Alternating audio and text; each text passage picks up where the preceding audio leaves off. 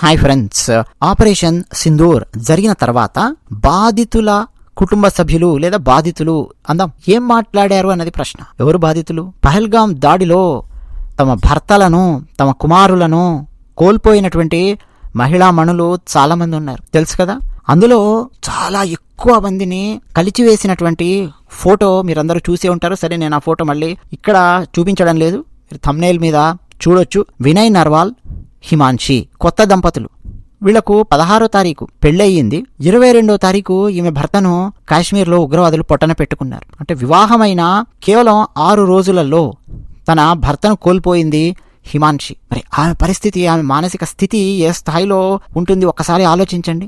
భవిష్యత్తు అగమ్య గోచరంగా ఉండి గుండె బద్దలైపోయినట్టయిపోయి అసలు ఏం చేయాలో అర్థం కానటువంటి పరిస్థితుల్లో ఉంటుంది. ఆమె కళ్ల ముందే ఆమె భర్తను పాయింట్ బ్లాంక్ రేంజ్లో పెట్టి కాల్చి చంపారు ఉగ్రవాదులు. అయితే ఆపరేషన్ సింధూర్ జరిగిన తర్వాత ఒక ఇంగ్లీష్ ఛానల్తో ఆమె మాట్లాడడం నేను గమనించాను. అక్కడ ఆమె ఏం సమాధానం ఇచ్చిందంటే, ఉగ్రవాదాన్ని అంతం చేసి భారతదేశానికి శాంతి తీసుకురావాలి అని, కాశ్మీర్లో ఒక ప్రశాంతమైన వాతావరణాన్ని తీసుకురావాలి అని, అటువంటి లక్ష్యాలతో నా భర్త భారత సైన్యంలో ఆయన చేరారు. నా భర్త ఇప్పుడు లేకపోయినా నా భర్త అందించినటువంటి స్ఫూర్తి మాత్రం ఇప్పటికీ నాతో ఉంది.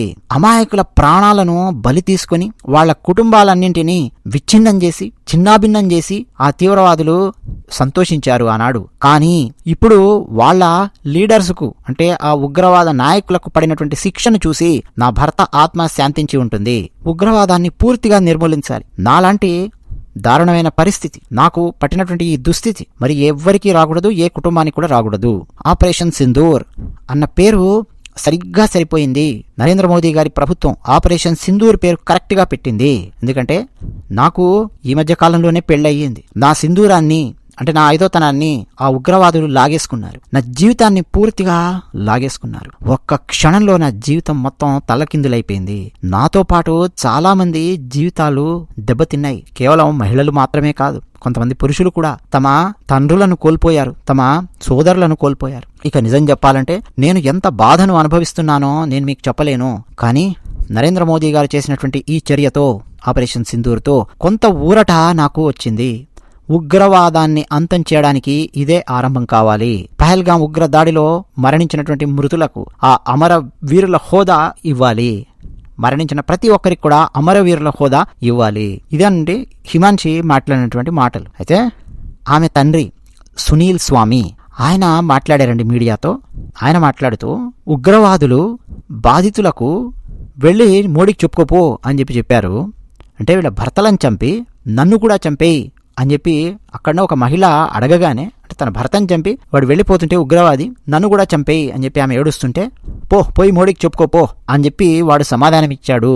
అవును, ఆ మహిళలు వచ్చారు, మోదీకి చెప్పారు. మరి మోదీ ఊరుకుంటారా? నరేంద్ర మోదీ ఆ ఉగ్రవాదులకు తగిన జవాబు ఇస్తారు, వెయిట్ చేయి అని చెప్పి నేను నా కుమార్తె హిమాన్షికి చెప్పాను. నరేంద్ర మోదీ గారు సమాధానమిచ్చారు. పాక్ పై జరిగినటువంటి దాడులు, ఆపరేషన్ సింధూర్, దాన్ని మేము స్వాగతిస్తున్నాము. ఇదండి హిమాన్షి తండ్రి సునీల్ స్వామి ఆయన మాట్లాడిన మాటలు. అలాగే మరో బాధితురాలు ఆమె మాట్లాడారండి.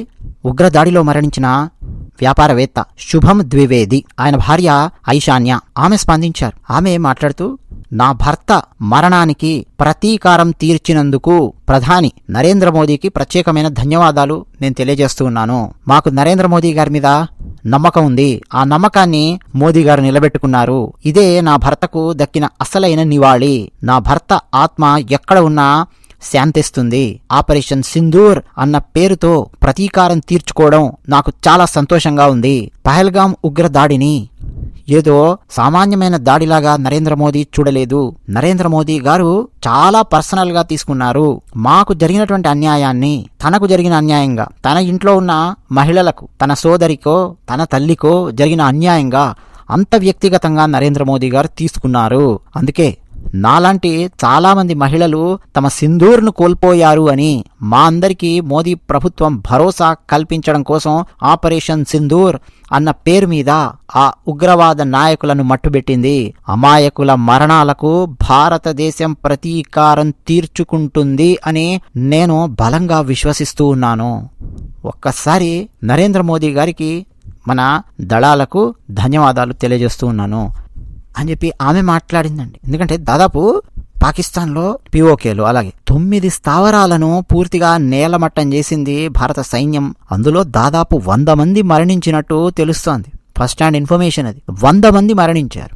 ఈ సందర్భంగా అండి ఉగ్రవాద దాడిలో మరణించిన బాధిత కుటుంబాలన్నీ కూడా అండి మీడియాతో మాట్లాడుతూ హర్షం వ్యక్తం చేశాయి. కేంద్ర ప్రభుత్వానికి ప్రత్యేకమైన ధన్యవాదాలు తెలియజేస్తూ ఉన్నాయి ఆ కుటుంబాలు. ఒకప్పుడు ఇదే మిస్ అయ్యేదండి మన భారతదేశంలో. మన హైదరాబాదులో లుంబినీ పార్కులో పేలుళ్లు జరిగినప్పుడు, గోకుల్ చాట్లో పేలుళ్లు జరిగినప్పుడు ఆనాడు ఉన్నటువంటి ప్రభుత్వం, కాంగ్రెస్ ప్రభుత్వం ఏం చేసింది చెప్పండి? ఆనాడు మరణించిన వాళ్లకు ప్రతీకారంగా ఇమ్మీడియట్గా ఏమన్నా ఒక చర్య పాకిస్తాన్ మీద తీసుకుందా ఆనాడు కాంగ్రెస్ ప్రభుత్వం? ఇలాగే ఇప్పుడు నరేంద్ర మోదీ గారు చేసినట్టు గనక ఆనాడు చేసి ఉంటే చాలా చాలా దాడులు ఆనాడు ఆగిపోయి ఉండేవి. పూర్తిగా ఆగిపోకపోవచ్చేమో గానీ ఆ మధ్యలో వారణాసిలో, ముంబైలో, అహ్మదాబాద్లో, చాలా చాలా చోట్ల, బెంగళూరులో, మళ్ళీ దిల్సుఖ్ నగర్ పేలుళ్ళు అని చెప్పి అవి 2013లో ఇట్లా జరుగుతూ వచ్చాయి. అందులో కనీసం 90% పేలుళ్ళు ఆగిపోయి ఉండేవి. లుంబినీ పార్కు, గోకుల్ చాట్ సంఘటన తర్వాత ఇమ్మీడియట్గా భారత ప్రభుత్వం ఆనాడు సోనియా గాంధీ, మన్మోహన్ సింగ్ వీళ్ళు రియాక్ట్ కనుక అయ్యుంటే పాకిస్తాన్ మీద భారతదేశంలో పరిస్థితి వేరేలా ఉండేది. అరే ఎన్నిసార్లు వాళ్ళు వచ్చి పేలుళ్ళు ఇవన్నీ చేస్తున్నా కానీ సైలెంట్గా ఊరుకునేవాళ్ళండి. అహ్మదాబాద్లో జరిగినటువంటి పేలుళ్ళు ఏం సామాన్యమైన పేలుళ్ళు అవన్నీ. సైకిళ్లకు టిఫిన్ క్యారియర్లలో పెట్టి వెళ్ళడాలు, ఒక ఫోన్ కాల్తో వాటిని యాక్టివేట్ చేసి పేల్చడాలు ఎన్ని అండి.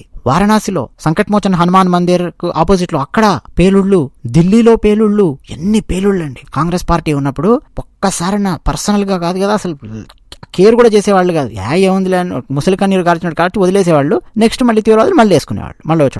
మళ్ళీ చోట ఇది జరిగేది. ఇప్పుడు అలా లేదు. ఇప్పుడు 1కి 10 సార్లు ఆలోచిస్తున్నారు తీవ్రవాదులు, భయపడుతున్నారు. 2016లో ఊరిలో సంఘటన జరిగితే మళ్ళీ 2019 వరకు సంఘటన లేదండి. 2019లో అంత పెద్ద సంఘటన జరిగింది కదా, ఆ తర్వాత మళ్ళా 6 సంవత్సరాల తర్వాత ఇప్పుడు జరిగిన సంఘటన. ఈ 6 సంవత్సరాల్లో పెద్ద సంఘటన ఎక్కడన్నా జరిగిందా మళ్ళీ భారతదేశంలో అంటే లేదు. ఎందుకంటే అంత భయపడుతున్నారు వాళ్ళు. ఇప్పుడు మళ్ళీ చేశారు కదా క్షిపణి దాడులు ఇవన్నీ. నెక్స్ట్ మళ్ళీ ఇంకేదైనా సంఘటన ఏదైనా చెయ్యాలన్నా చాలా చాలా భయపడిపోతారు, బెంబేలెత్తిపోతారు. ఎందుకంటే నెక్స్ట్ ఏమన్నా చేశారనుకోండి, ఇక నెక్స్ట్ మరింత భారీ రేంజ్లో ఉంటుంది. నెక్స్ట్ పాకిస్తాన్ షిప్స్ని సముద్రంలో ముంచి పారేస్తుంది భారత నేవీ. అంతేకాదు ఎయిర్ స్ట్రైక్స్ చేసి నెక్స్ట్ వాళ్ళ డ్యాములు బద్దలు కొడతారో తెలియదు, వాళ్ళ చమురు నిక్షేపాల మీద ఎయిర్ స్ట్రైక్ చేస్తారో, రిజర్వాయర్స్ బద్దలు కొడతారో, ఏం చేస్తారో అసలు వాళ్ళకి కనీసం ఊహించని కూడా ఊహించలేరు పాకిస్తాన్ వాళ్ళు. పాకిస్తాన్ గారు సర్ప్రైజ్ ఎలిమెంట్ ఎప్పుడు ఇస్తారు కదండి. సో భయపడిపోతూ ఉన్నారు, ఉచ్చబోసుకుంటూ ఉన్నారు మా భాషలో చెప్పాలంటే. సో ఇదేది కూడా జరగలేదండి. బాధితుల కోసం ప్రతీకారంగా ఆలోచించి మరీ దాడులు చేయించి ఒక్కొక్కడిని పైకి పంపించడం కాంగ్రెస్ టైంలో జరిగేది కాదు, ఇప్పుడు జరుగుతోంది. అందుకనే బాధిత కుటుంబాలండి నరేంద్ర మోదీ గారికి ప్రత్యేకంగా ధన్యవాదాలు చెప్తూ ఉన్నారు. ఒక్కొక్కసారి మరణాన్ని ఆపలేకపోవచ్చు, కానీ ఒక్కసారి ఇలాంటి సంఘటన జరగగానే టిట్ ఫర్ టాట్ చాలా స్ట్రాంగ్ గా బలంగా గనక మనం ఇచ్చామంటే మరికొన్ని ప్రాణాలను కాపాడిన వాళ్ళం అవుతాం మనం. అదే జరిగింది ఇప్పుడు. అందుకనే బాధిత కుటుంబాలు హర్షం వ్యక్తం చేస్తూ ఉన్నాయి. సరే, మరణించినటువంటి వాళ్ళని మనం వెనక్కి తీసుకురాలేకపోవచ్చు, కానీ డెఫినెట్గా ఆ మరణించిన వాళ్ళ ఆత్మలు శాంతించడానికి బాధితుల భార్యలకు, తల్లిదండ్రులకు, సోదరులకు వీళ్ళందరికీ మాకు న్యాయం జరిగింది అన్న భావన కూడా కలగాలి కదండి. అది కూడా ఇప్పుడు కలిగింది. అదే విషయం. ధన్యవాదాలు.